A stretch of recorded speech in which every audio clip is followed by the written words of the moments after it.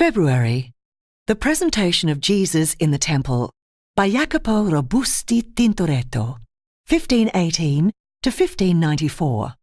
Tintoretto, together with his fellow artists Titian and Veronese, helped make Venice in the 16th century a splendid centre of Renaissance art.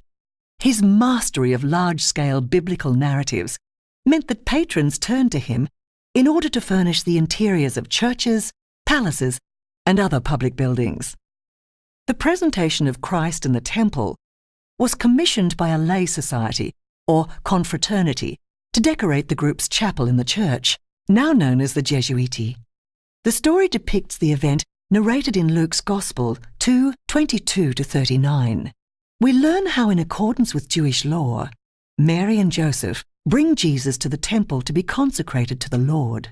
At the same time, Mary makes an act of purification by presenting a pair of turtle doves, or pigeons.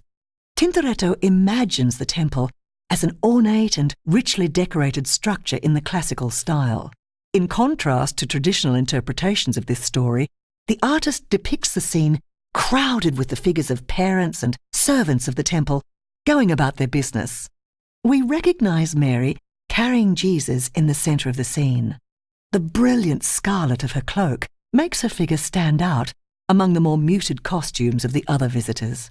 Tintoretto uses the space that stretches between Mary holding Christ at the right and Simeon, the high priest on the left opposite them, to dramatically intensify this meeting. As Luke tells us, God has disclosed to the devout Simeon that he will not die until he has seen the Messiah. Mary and Simeon lean towards each other across the horizontal length of the altar. The lighted candle stands between the two protagonists as a symbol of Christ's coming into the world as the Messiah, the giver of life.